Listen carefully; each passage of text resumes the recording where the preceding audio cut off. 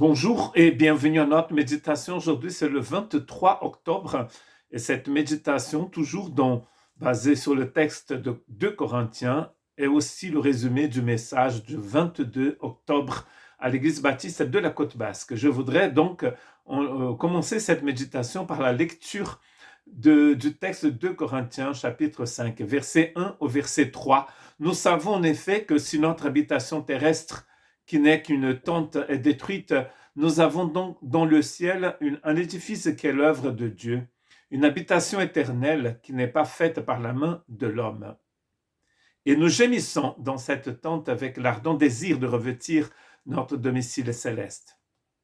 Puisqu'après avoir été ainsi revêtus, nous ne serons pas trouvés nus. Nous ne serons pas trouvés nus. Puisque après avoir été ainsi revêtus, il dit, c'est-à-dire habillés, c'est-à-dire pleinement préparé dans cette vie pour la gloire de Dieu. D'être revêtu ici, donc, c'est d'être pleinement préparé dans cette vie pour la gloire de Dieu. Il n'y a rien de pire dans les Écritures que d'être nu. Et l'homme, au moment même de la chute, il découvre qu'il est nu et cela va donc le déranger beaucoup. Il va essayer de construire un vêtement qui puisse cacher sa nudité et celle de sa femme. Et nous voyons bien que Dieu n'accepte pas cette couverture de leur nudité, et Dieu va donc offrir le premier sacrifice dans les Écritures en tuant un agneau pour couvrir la nudité de l'homme. Il n'est pas bon que l'homme soit nu. Il n'est pas bon qu'il soit seul, mais il n'est pas bon qu'il soit nu. Quand il est nu, parce qu'il a péché, il comprend qu'il est nu, il sent cette honte, il va s'éloigner de Dieu. Paul est ici en train de parler d'une difficulté que nous avons, c'est le fait d'habiter dans une maison, dans une tente qui est provisoire. Nous attendons en fait notre habitation céleste. Il y a ici dans le verset 3 cette idée que la maison, c'est en fait notre vêtement. Après avoir été ainsi revêtus, nous ne serons pas trouvés nus. Et il dit que son ardent désir, il va utiliser cette expression pour dire que c'est un désir vraiment très grand, très important. Son désir le plus grand, c'est de revêtir ce domicile céleste. Nous savons qu'un jour, nous serons complètement habillés par ce domicile céleste, mais il est très important de voir que aujourd'hui, nous avons besoin d'être revêtus. Nous allons voir un exemple très, très connu dans les Écritures de l'église de Laodicée, qui était une église que dans cette vie, elle était nue. Et donc, étant nue, elle ne servait pas vraiment à l'économie divine, au projet divin. Le plan divin n'était pas vraiment appliqué dans la vie de cette église-là, et elle n'avait aucune influence positive, chrétienne, évangélique, si vous voulez, dans la vie de tous les jours de la cité où cette église existait. Pourquoi? Parce qu'elle était nue. Nous ne serons pas trouvés nus, il dit, donc dépourvus de l'image divine qui nous rend capables de jouir d'une gloire sans fin. Donc nous n'avons pas la couverture de la gloire de Dieu, c'est-à-dire nous sommes complètement vulnérables, nous sommes nus. Une église nue, finalement, n'est pas une église.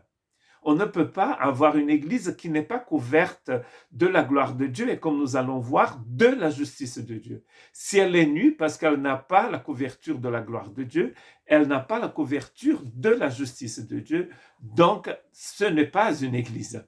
L'église de Laodicée était nue. La plupart des gens dans l'église de Laodicée étaient nus. Et nous lisons cela dans Apocalypse chapitre 3, versets 17 et 18.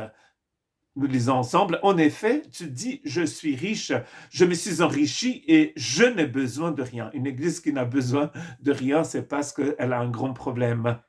Et tu ne sais pas que tu es malheureux, misérable, pauvre et nu.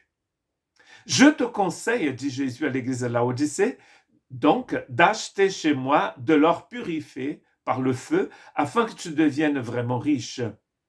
Donc, vraiment riche, vous voyez, donc elle pensait qu'elle était riche. Nous ne parlons pas de richesse aujourd'hui, mais de nudité. Et donc, je ne vais pas m'attarder sur ce passage où il parle de richesse, mais l'Église pensait qu'elle était riche. Et Jésus dit à l'Église, il faut acheter mon or, de ma gloire, et là, tu seras vraiment riche.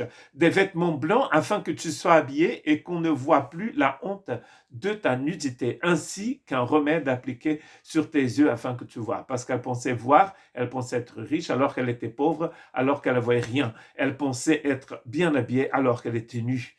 Et voilà, nous trouvons ici les vêtements blancs qui vont apparaître partout dans le livre d'Apocalypse. Nous allons aussi voir plus tard ce que ça veut dire d'être habillé en blanc.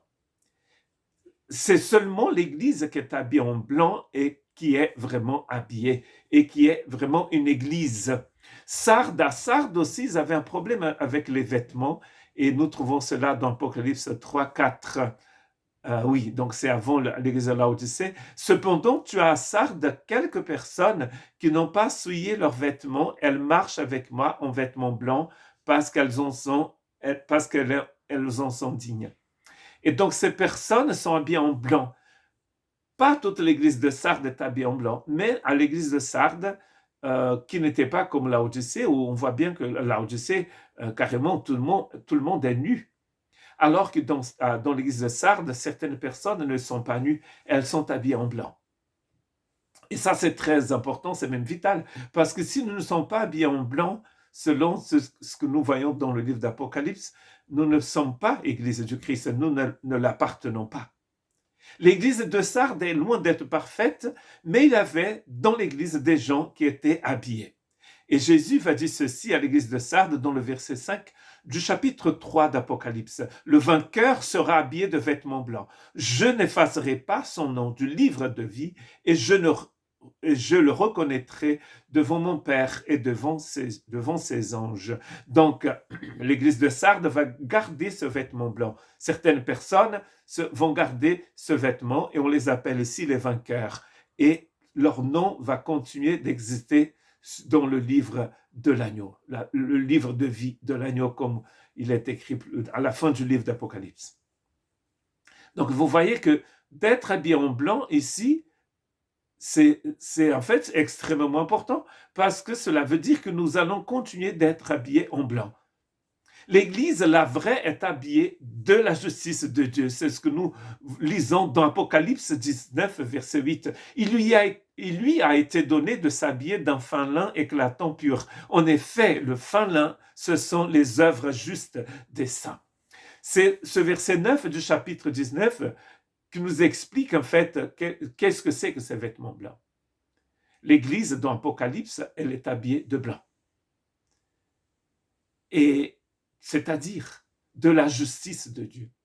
Nous avons besoin de cette justice de Dieu pour être en Christ, pour être sauvés, pour être une église. L'église qui n'est pas habillée de blanc n'est pas une église. Dans Romains 13, 14, Paul dit ceci, je vais lire en français, mais revêtez-vous du Seigneur Jésus-Christ et ne vous préoccupez pas de votre nature propre pour satisfaire ses convoitises. Revêtez-vous du Seigneur Jésus-Christ. Donc, d'être revêtu en blanc, c'est d'être revêtu de Jésus-Christ.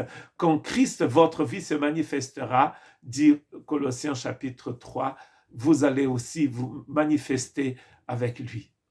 Christ est notre vie, Christ est notre robe. Cette robe de justice est la robe, c'est le Christ lui-même. C'est très intéressant dans Éphésiens où Paul, en exhortant l'église d'Éphèse à marcher de manière digne du Seigneur, il dit, c'est pas ainsi que vous avez appris Christ. Nous apprenons Christ. Nous sommes revêtus de Christ. Une église qui n'est pas revêtue de Christ, c'est pas une église parce qu'elle n'est pas habillée en blanc.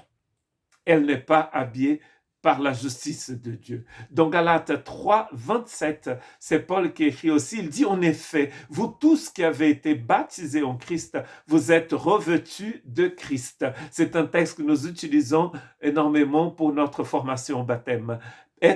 Vous avez été baptisés en Christ. Vous pouvez lire dans Romains 6, du verset 1 au verset 23, en fait tout le chapitre, et vous allez voir que nous avons été baptisés en Christ Jésus. Quand Christ est mort, vous avez été baptisés en Christ Jésus. La seule façon d'être revêtu de Christ, c'est d'accepter que nous avons été baptisés en Christ. Baptisés dans sa croix, dans son tombeau, dans sa résurrection, dans son ascension. Comme nous explique aussi Éphésiens chapitre 2, versets 1 à 10. Vous voyez l'importance d'être en blanc. Pour être en blanc, il faut tout simplement recevoir la vie du Christ. Qui veut accepter Jésus, vous entendez parfois dans certaines églises. Ce n'est pas accepter le Christ pour adhérer à sa doctrine, devenir un disciple du Christ en adhérant à la doctrine du Christ, et Christ devient ton gourou, votre gourou. C'est de recevoir la vie éternelle, de recevoir le Christ lui-même en vous. Christ devient votre vie. Alors, à ce moment-là, vous êtes habillé de Christ, revêtu de Christ, comme Paul explique dans Galates 3, 27. Dans Éphésiens 4, 24, il dit ceci: « Et à vous revêtir de l'homme nouveau, créé selon Dieu, dans la justice, dans la sainteté qui produit la vérité. » Donc la vérité, c'est-à-dire cette réalité en vous, elle est produite par la justice et la sainteté qui est en vous, quand vous devenez un homme nouveau, créé en Dieu. Dans Éphésiens chapitre 2, verset 10, Paul dit que nous avons été créés en Christ. Créé selon Dieu, c'est d'être créé en Christ. C'est ce que Jésus dit à Nicodème. Il faut que tu sois né d'en haut. Né d'en haut, c'est d'être né de Dieu, né selon Dieu, créé selon Dieu, créé en Christ Jésus. Donc, vous voyez, c'est une nouvelle création, comme nous dit 1 Corinthiens 5, 17, il me semble. Nous sommes devenus une nouvelle création. À ce moment-là, vous êtes revêtus de la justice de Dieu. Paul explique cela très bien dans Romains 14, 17. En effet, le royaume de Dieu n'est pas le manger, le boire, mais c'est la justice, c'est la paix et la joie par le Saint-Esprit. Le royaume de Dieu, c'est la justice. Quelle justice? La justice de Dieu. Cette façon incroyable, parfaite, éternelle, bonne de penser, de réfléchir, de marcher, de vivre.